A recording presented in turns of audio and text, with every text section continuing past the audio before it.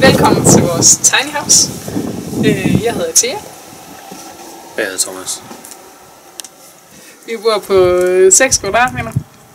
2 mennesker og Thomas' datter indimellem. Det er et halmhus. Det er halm inde bagved her, så er der lerpuds udenfor.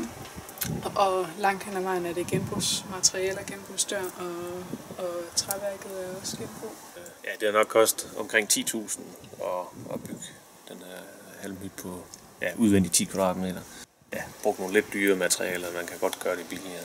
Men ja, det var fordi jeg skulle se, om det kunne lade sig gøre at lave et halmhus som passivhus, så få det ordentligt tæt. Og meningen var så, at det på sigt skal bruges som kontor og gæstehytte.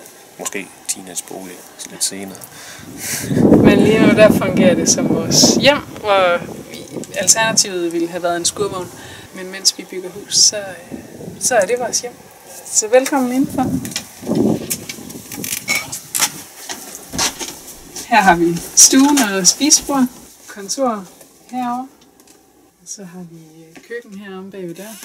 Og så har vi køkkenvasken og også badeværelsesvasken. Vi har ikke lagt vand ind, og så bliver man altså enormt bevidst om sit vandforbrug, når man skal hente hver en liter, man bruger. Meget simpelt, og det fungerer for 2 til 3 mennesker. Måske er vi lidt specielle.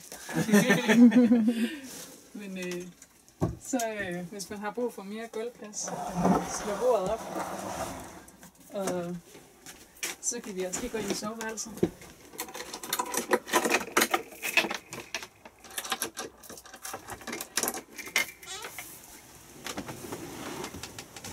I forhold til energiforbruget herinde, vi har ikke varme på endnu, selvom det er den 23. oktober.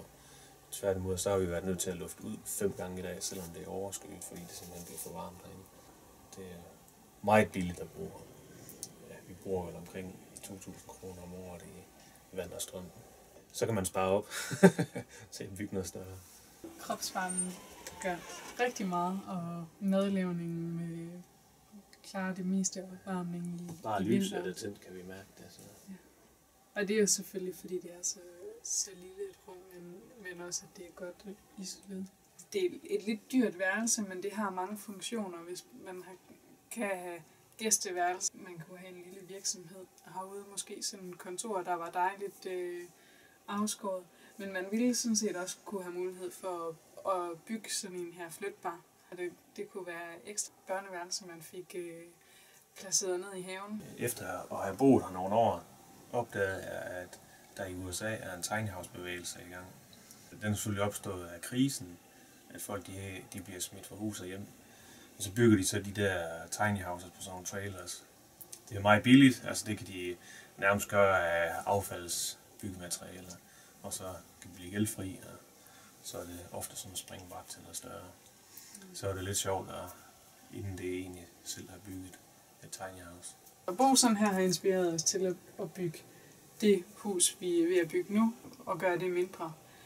Fordi vi egentlig kan klare os med meget mindre plads, end vi sådan lige umiddelbart havde forestillet os. Jeg tror, at uanset hvor meget plads jeg vil have, så vil jeg fylde det op med alt muligt skrammel. Det er uanset om det er 6 kvadratmeter, eller om det er 300. Ja. At bo mindre og bygge mindre, det er billigere, og så har man tid og råd til at gøre nogle andre ting, frem for at arbejde hele sit liv. Ja, der var en der i USA, der lavede en undersøgelse på i forhold til det der tiny house bevægelse, at jeg kan ikke huske, om det var de sidste 50-100 år, kunne man se, at folk var ikke blevet mere lykkelige af, at de har fået større hus. Så ja, et eller andet sted er der ingen grund til at bruge 3 eller 4 millioner på et hus, man ikke har tid til at være i, fordi man skal betale af. Så bliver man måske mere lykkelig af at bo småt. Her har vi så vores komposttoilet.